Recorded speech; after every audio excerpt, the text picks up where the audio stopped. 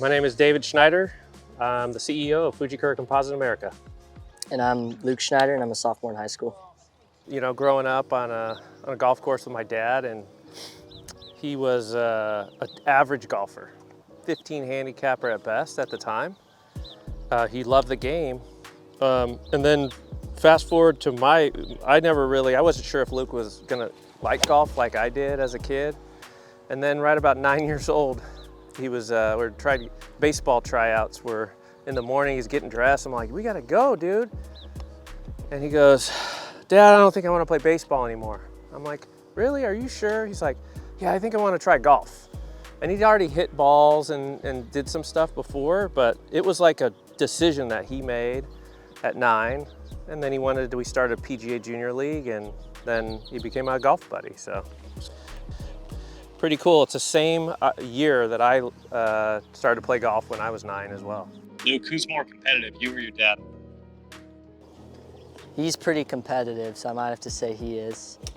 Because every time I play a good round of golf, it seems like he always plays a good round of golf too. It's like anytime I think I have a chance of maybe beating him, he makes sure I know that I can't.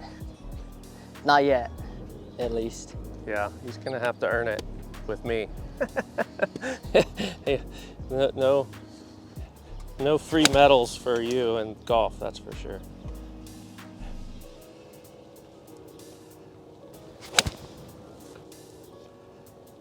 He started to watch with me, which is the first time he ever watched golf for like the last 3 or 4 holes, Tiger Woods winning the Masters, and we're watching the highlights, and they show right at the end of the telecast, and they show Justin Thomas make a hole-in-one on the 16th hole.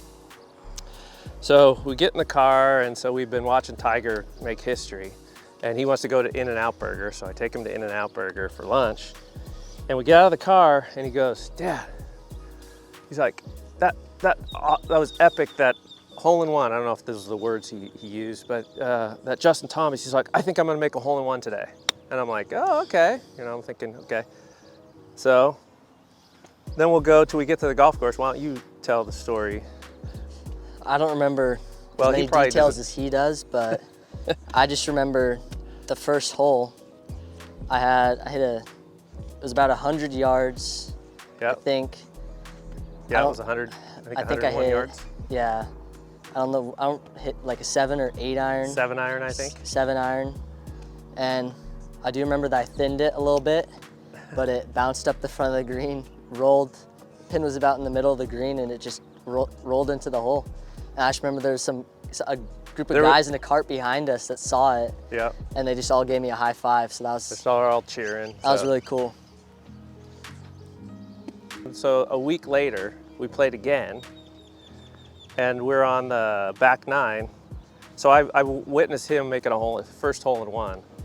So we go on the back 9, and it's a short hole. It's probably like 90 yards. So I got with a 60 degree, and I flew it in the hole for a hole-in-one, and he got to watch me make a hole-in-one. So within 1 week, I watch him make a hole-in-one, and then he gets to watch me make a hole-in-one. It was pretty cool. Yep. What are some of the things that you've learned from your dad? The biggest things I've learned is to be mentally resilient. I used to get really discouraged when I was a kid after playing bad holes or just bad golf and hitting bad shots, and I would just get really upset on the golf course, and he would teach me to just let the bad shots go and just focus on the next hole, and that really helped me a lot in golf, and it's what he's taught me the most of. His mental game has really changed. I think he's matured. I think that comes with age. But I would say that something switched in his head about a year ago to where he just really decided he really wanted to get good at golf. And his work ethic is unbelievable. I admire it because I've never had, and I worked pretty hard at everything in life, including golf when I was younger. And he works just as hard as anybody I've ever seen. He'll be up here for 8 hours just practicing, grinding, and it's paying off. He's becoming a much better player. A lot of these junior golfers start so young, competing at 9, 10, 11. He really started getting into playing golf tournaments only about 2 years ago. So now he's really into it, and